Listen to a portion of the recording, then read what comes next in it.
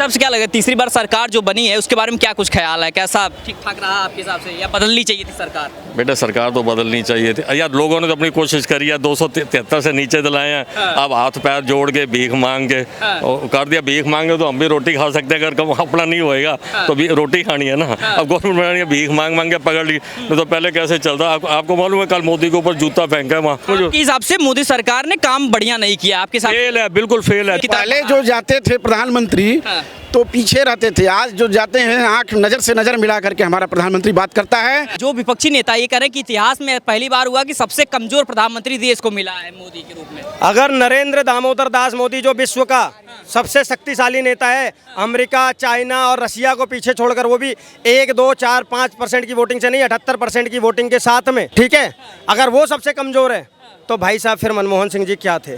240 मोदी जी को इस बार मिला है, वो कमजोर है। 209 यूपीए 2 में मनमोहन सिंह जी को मिला है। तो आप बताइए कैसे होते हैं मोदी जी, कैसे कमजोर पड़ रहे हैं? अरे 2009 में भाई साहब, वो तो 400 का नारा दे रही थी बीजेपी, वो नहीं पा पाई। 2009 में यूपीए 2 की जो सरकार थी 2009 की, कांग्रेस पार्टी का सिर्फ 145 सीट था। कहाँ नैतिकता चली गई थी भाई? दे देते इस्तीफा।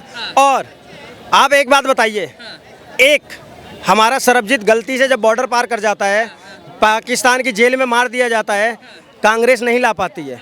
वहीं पर हमारा अभिनंदन वहां पर जाता है एयर स्ट्राइक करने और पाकिस्तान रह जाता है, और पाकिस्तान वाले कहते हैं अभिनंदन को भेज दो नहीं तो वो मोदी बैठा हुआ है।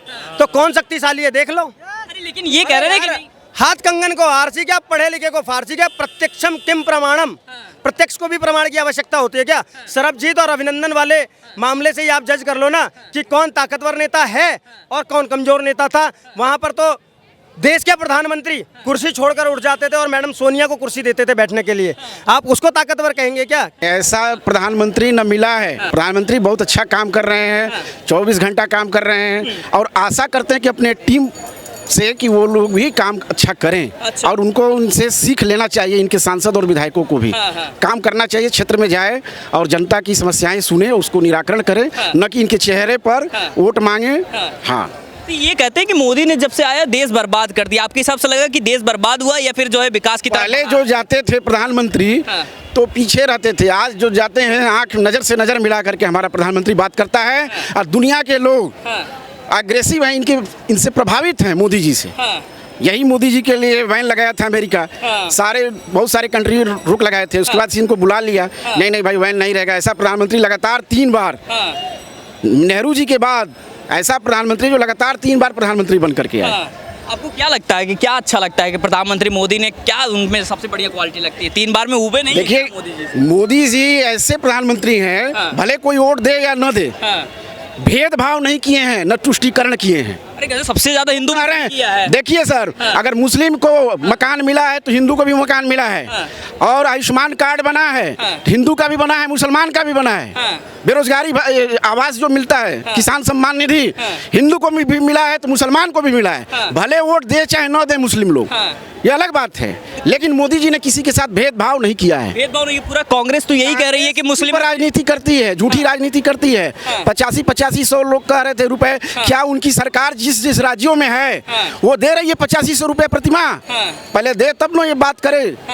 तो कह रहे हैं कि झूठे को पुलिंदा तो मोदी जी है, झूठी झूठ बोलते हैं पूरा। ये तो कुछ विपक्ष का काम है, जो भी विपक्ष में आएगा अब कैसे अपनी रोटी कैसे सेकेगा?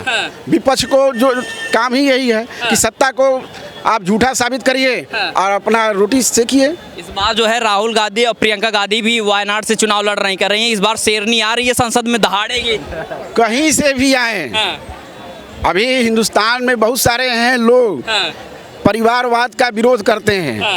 हम भी विरोध नहीं करते हैं कांग्रेस का, लेकिन हाँ परिवारवाद का विरोध करते हैं। कांग्रेस में एक से एक योग्य नेता हैं, उनको क्यों नहीं अध्यक्ष बनाया जाता, उनको क्यों नहीं नेतृत्व दिया जाता है? कुछ जो पिछलग्गू चाटुकार कांग्रेस के हैं, जो गांधी परिवार के पीछे घूमते रहते हैं, और जो भी योग्य नेता हैं आगे आना चाहते हैं उनको साइड लाइन कर दिया जाता है। अच्छा, इस बार संसद में आ रही है प्रियंका गांधी, तो क्या लग रहा है ये भी राहुल जैसा साबित होगी या शेरनी जैसा जो बोल रही है? महिला है, महिला का सम्मान करते हैं, आना चाहिए, कोई भी महिला है योग्य है आए, अपनी प्रतिभा को दिखाए और प्रभावित देखना है कैसे करती है जनता। प्रभावित होगा तो अपना मूड बदलेगी, नहीं प्रभावित होगी तो नहीं कह रहे हैं बदलेगी। कि बहन भाई की जोड़ी जो है इस बार मोदी पे भारी पड़ जाएगी। कुछ नहीं, अभी तक गलत साबित हुए हैं कि नहीं। प्रियंका गांधी पूरा एड़ी चोटी लगा दी हैं, राहुल गांधी भी लगाए हैं, लेकिन किसी तरह 99 पर जाकर के अटक गए हैं। वह राष्ट्रीय पार्टी जो 400 साढ़े 400 सीट लाती थी, आज उसकी ऐसी दुर्दशा हो गया है। यह तो 3 साल का एंटी कन्वेंसिंग सेक्टर था, जिसके वजह से जो है बीजेपी की थोड़ी कम सीटें आई हैं। उसका कारण है कि बहुत सारे फ्लाईओवर बने हैं, 4 लेंथ बने हैं, किसानों की ज़मीनें उसमें से निकली है, पैसा उनके भी खाते में नहीं पहुंचा है। नाराज़गी की वजह से यही कारण है कि अयोध्या भी आ रहे हैं। अयोध्या में तो राम मंदिर बना, एयरपोर्ट मिला, सब कुछ तो मिला, सब कुछ मिला, लेकिन किसान वहाँ का नाराज है। जमीनें बहुत सारे लोगों का बहुत सारे निकल गया है, जो खेती करते थे, किसानी करते थे। अब वह सोच रहे हैं कि हमारा पैसा भी नहीं मिला इधर और हमारा जो जमीनें चला गया। इस वजह से अगला चुनाव होगा वही अयोध्या अच्छे वोटों से जिता करके भेजेगी, वापसी करेगी। 240 पे ये कह रहे हैं कि ईवीएम में थोड़ा सा अगर इधर उधर हो गया, नहीं तो हम सरकार तो बना ही लेती इंडिया। सर ऐसा है, ये तो शुक्र करो कि इन्होंने विधवा विलाप अब जाके शुरू किया है। अगर गलती से मोदी जी 400 पार तो छोड़ो, अगर उनकी पूर्ण बहुमत भी आ जाती ना, तो इन्होंने ईवीएम को पहले से ही विधवा विलाप शुरू कर दिया था। लेकिन फिर ये चुप हो गए क्योंकि इनकी भी अपनी 230 आ गई और उनकी 400 पार नहीं हुई। ठीक है, लेकिन अब ये एक एलन मस्क, मुझे ये समझ में नहीं आता पूरे विपक्ष का, कोई विदेशी एक बात बोल देता है, कोई भी विदेशी एक बात बोल देगा ना, ये उसको पकड़कर कि वो कहते हैं ना कौवा कान लेकर जा रहा है, समझदार आदमी अपना कान टोएगा। ये क्या करता है, अरे कहाँ गया, अरे क्या मजाक है यार। एलन मस्क तुम्हारा मोए मोए करा रहा है और तुम अपना मोए मोए करवा रहे हो। जब चुनाव आयोग ने चैलेंज करके बोला था कि भैया सब आ जाओ, जो कर सकता है कि ईवीएम कर दिखा दो, क्यों वो हुआ, उसके बाद में नैतिकता आ गई यहाँ पर। अगर ईवीएम अभी भी तुम कह रहे हो एलन मस्क की बात मानकर, मैं पूरे विपक्ष के नेताओं से ये बोलता हूँ कि अगर तुम इतने ही वो हो ईमानदार हो और कह रहे हो कि ईवीएम है कोई है, सारे के सारे इस्तीफा देकर दोबारा चुनाव करा दो, तैयार होंगे। अपनी जीत को बोल दो कि ईवीएम की वजह से जीत हुई है।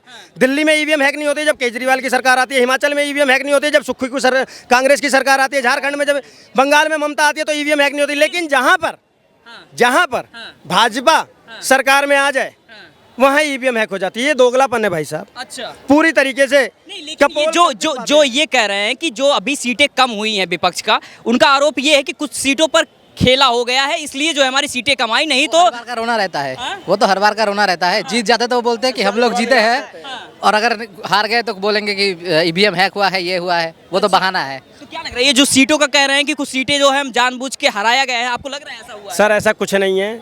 अंगूर खट्टे हैं। लोमड़ी के जब मुंह पर अंगूर नहीं लगा तो उसने कह दिया खट्टे हैं। आज कांग्रेस 100 साल से भी ज़्यादा पुरानी पार्टी, और इतनी इनकम्बेंसी के बाद सरकार में फिर भी 100 सीटें नहीं ला पाई, तो वो कुछ तो बोलेगी ना। तो यूपी में तो कमाल कर दिया ना विपक्षियों ने।